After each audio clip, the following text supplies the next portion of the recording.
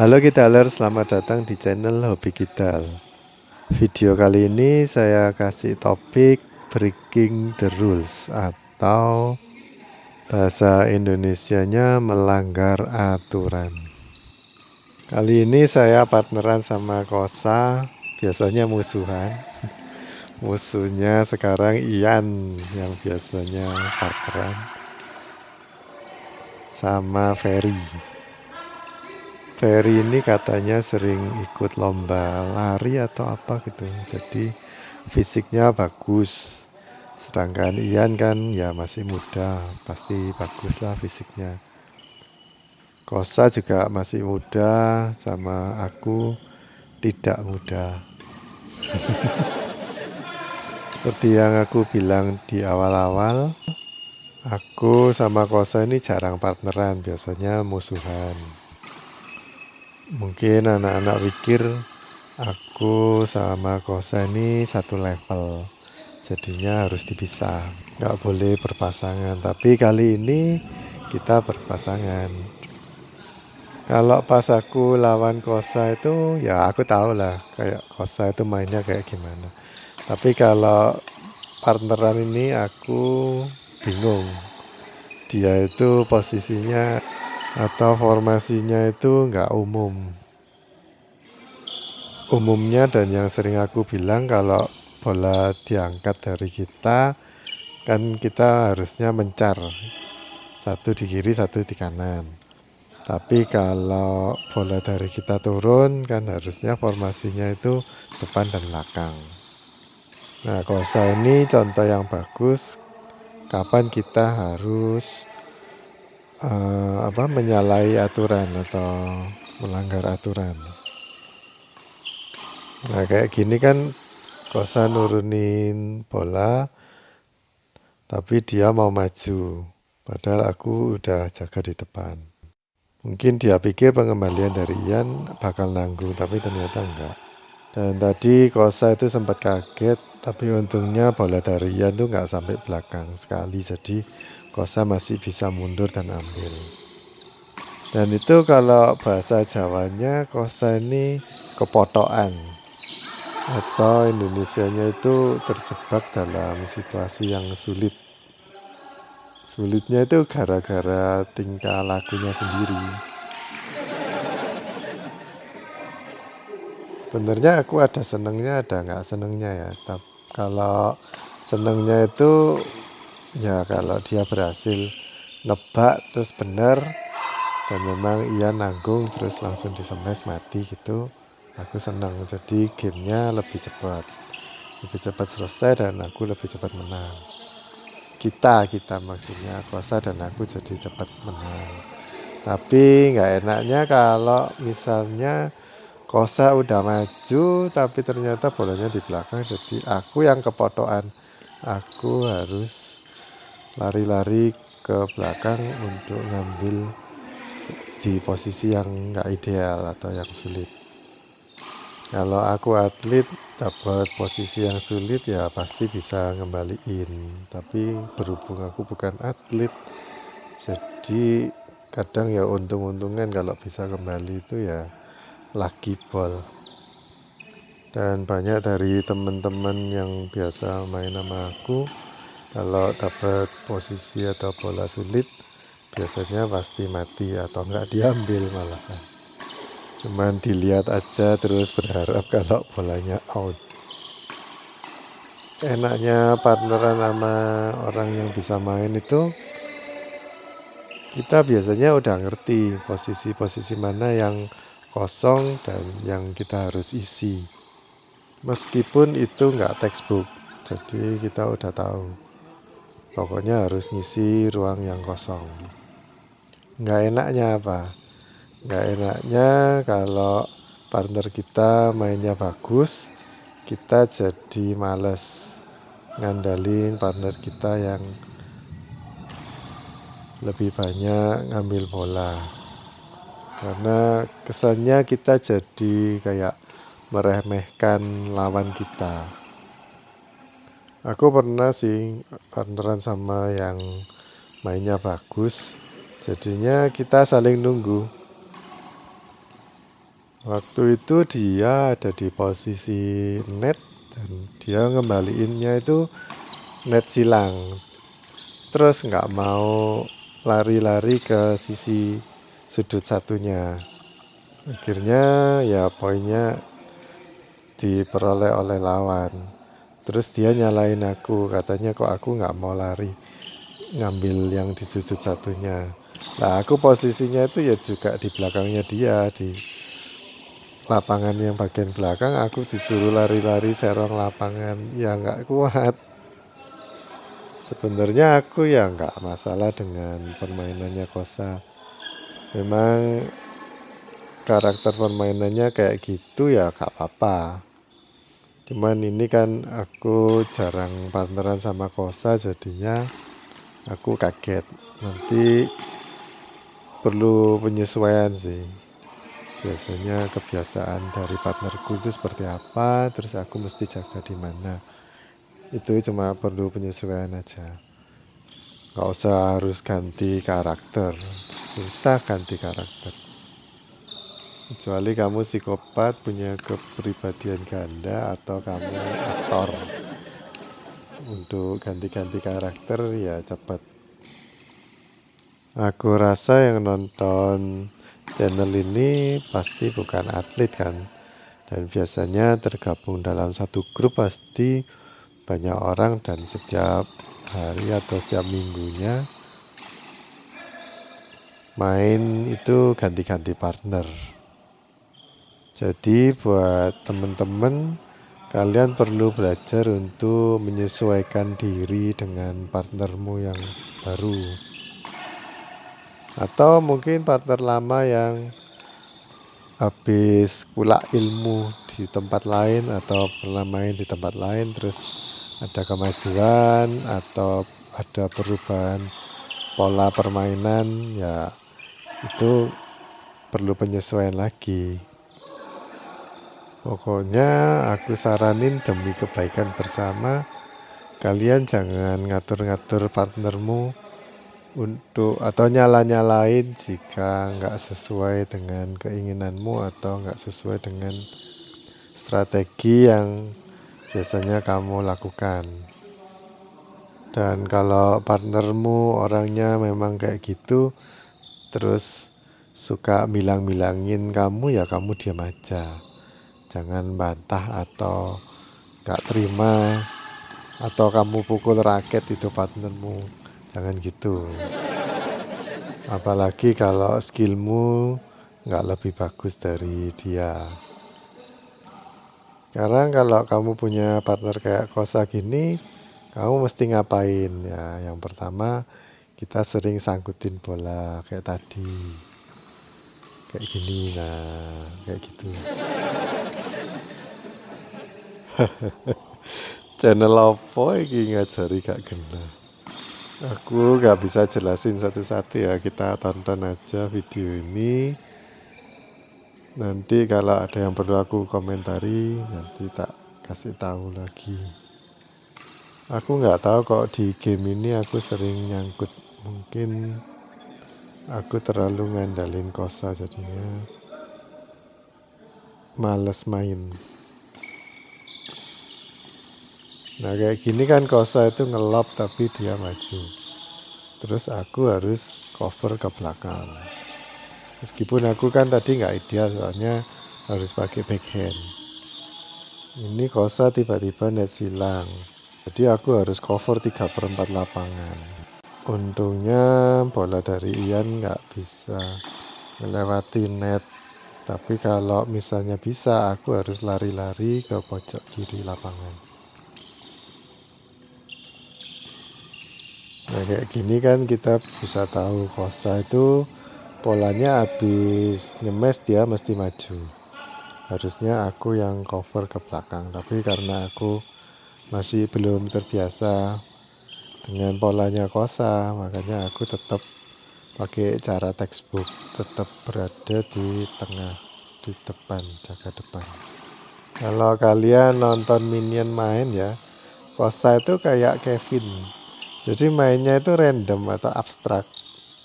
nggak gampang ditebak lawan. Tapi yang repot tuh justru Gideon. Dia harus bisa nyesuaiin dan ngisi ruang yang kosong. Kayak aku tadi begitu lihat Kosa itu ada di depanku, berarti aku harus mundur. Aku harus isi dengan formasi yang depan belakang. Dan sebelum aku mukul backhand tadi, aku lihat Kosa itu berada di mana. Kalau berada di sisiku, berarti aku harus lob. Permainanku harus mengembalikan ke textbook, ke aturan yang umum. Kalau dalam satu tim keduanya mainnya random, aku rasa malah tambah kacau dan ada potensi kalah lebih besar. Orang yang mainnya random itu kan kreatif ya, tapi mereka pasti sudah tahu dulu basicnya. Kalau diangkat harus bisa, kalau turun harus depan belakang. Jadi harus tahu itu dulu sebelum kalian melakukan formasi yang random. Random itu maksudnya bukan seenaknya sendiri ya. Kayak Kosa gini mainnya kan random, tahu-tahu bisa cegat di depan kayak gitu. Itu dia punya planning. Kalau dia tempatin di pojok kanan, nanti biasanya kan orang ngembaliin lurus itu net. Jadi dia tuh sudah siap-siap langsung ke kiri lapanganku. Jadinya langsung angkat raket, nunggu dari Ferry. Ternyata dari Ferry dia pukulannya cukup keras, jadi bisa ngelob tinggi.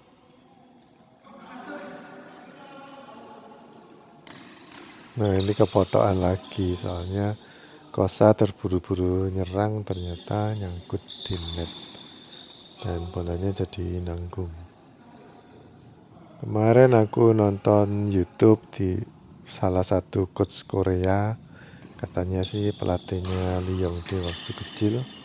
Dia bilang kalau profesional atau atlet sebelum mukul dia mikir dulu mau ditempatin di mana. Tapi kalau amatir biasanya nggak mikir, cuma fokus ke pengembalian bola aja. Jadi sebelum kalian melanggar aturan yang umum, itu harus mikir dulu. Kira-kira efektif nggak? Kalau mainnya random tapi nggak pakai mikir, ya berarti kalian cuma asal main aja, asal kembali.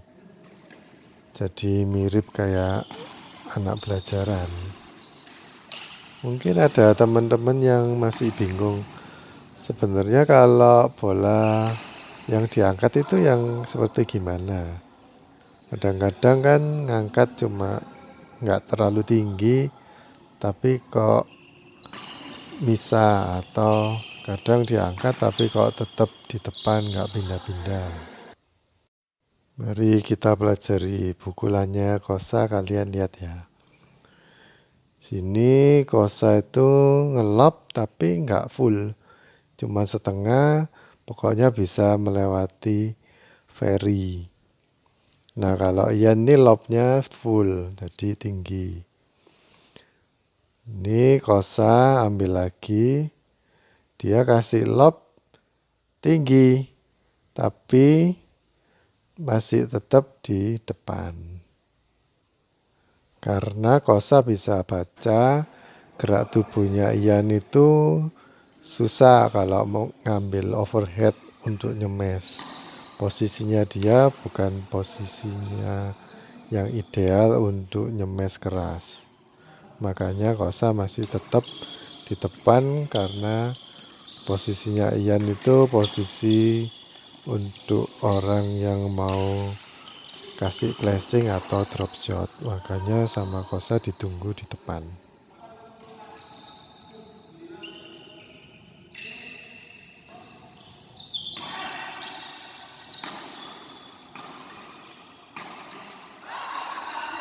Ini juga aku angkat bola tapi kan setengah. Kalian kalau mau kasih pengembalian nanggung itu nggak apa-apa, asal jauh dari lawan.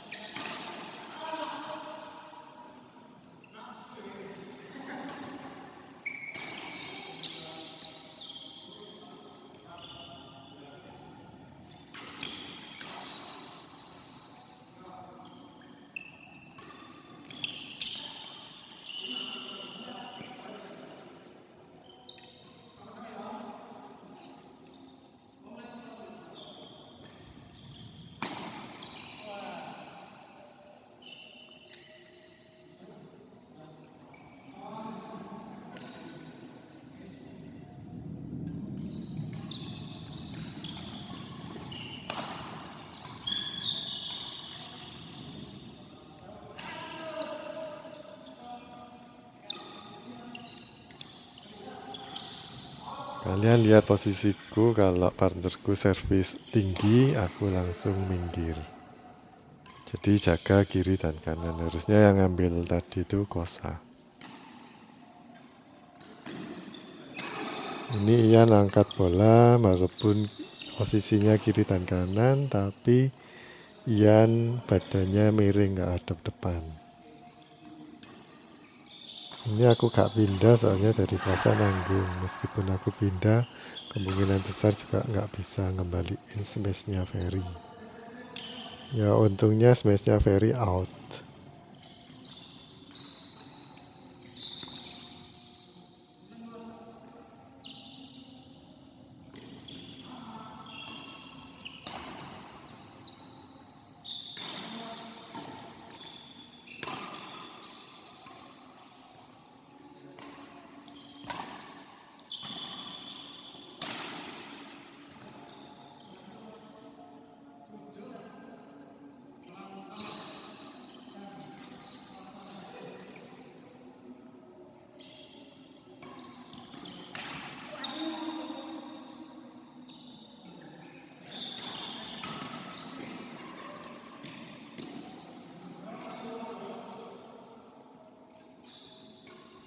Ini aku mau ambil tapi lihat ada Kosa, jadi aku minggir. Untungnya Kosa dan aku ini sama-sama bisa main, jadinya gak rebutan. Biasanya yang suka ngerebut itu anak yang pelajaran.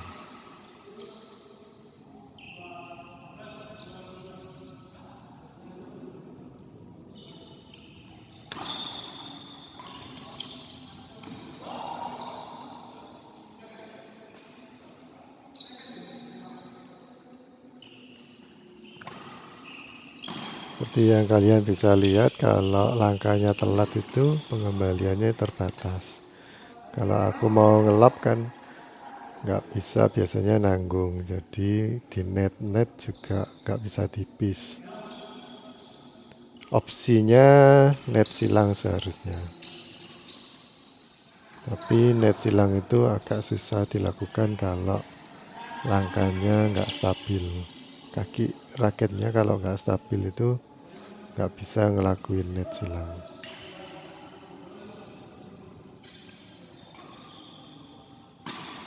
Di sini harusnya Kosa itu smash, tapi dia mau main-main dulu.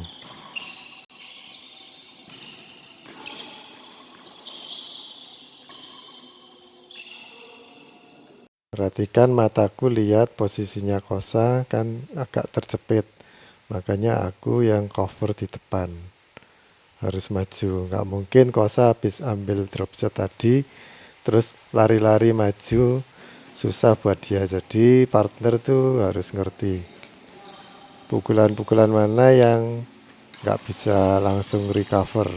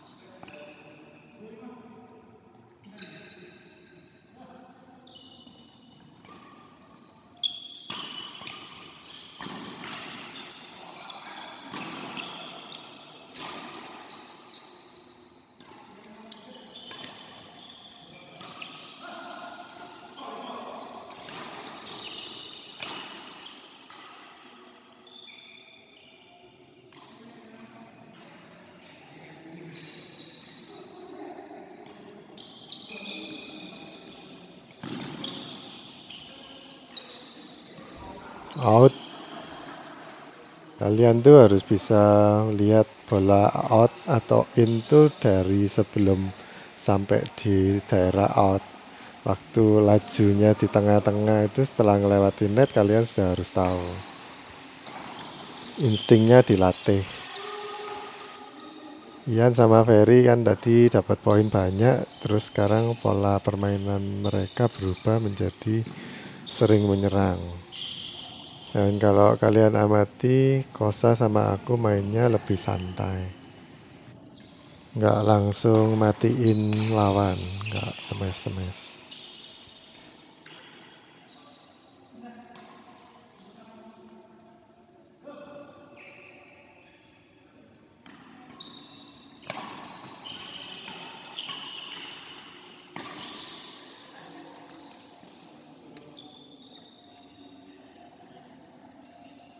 Tempatin ke backhand lawan, biasanya pengembaliannya cuma lurus atau nggak kembali alias nyangkut.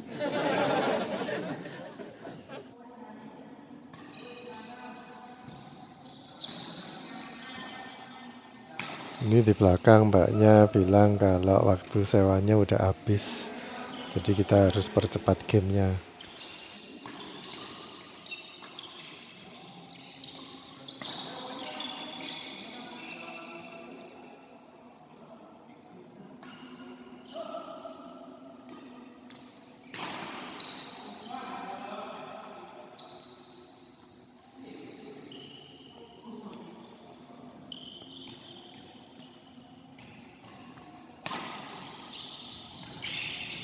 Nah, kalau kakiku stabil kan nettingku jadi tipis. Kalau nggak stabil ya kayak yang tadi itu, nanggung.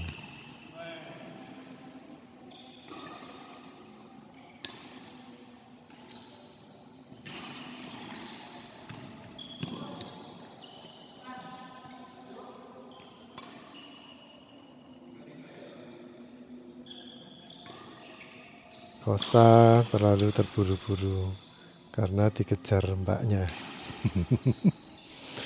Itu mbaknya muncul lagi. Ternyata gamenya lebih lama dari perkiraan kita. Kosa dan aku banyak melakukan kesalahan. Ini Kosa habis smash kan maju. Nah, itu akibatnya seperti itu. Belum tentu smash keras yang kita tembakkan dapat langsung mematikan lawan atau pengembaliannya nanggung. Bisa jadi lawan defense-nya bagus, dibuang ke atas kayak tadi.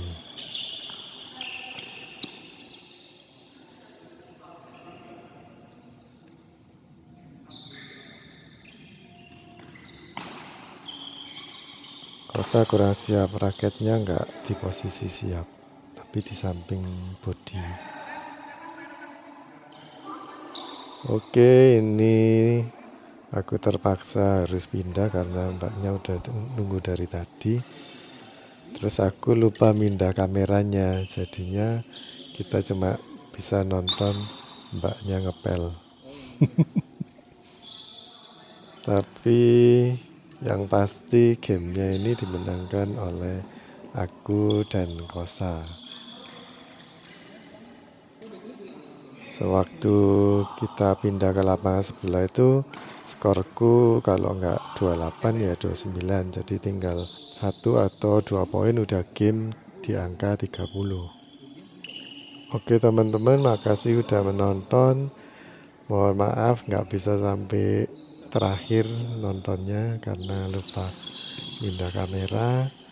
Jangan lupa like dan subscribe ya. Nantikan video-video berikutnya di channel ini. Sampai jumpa.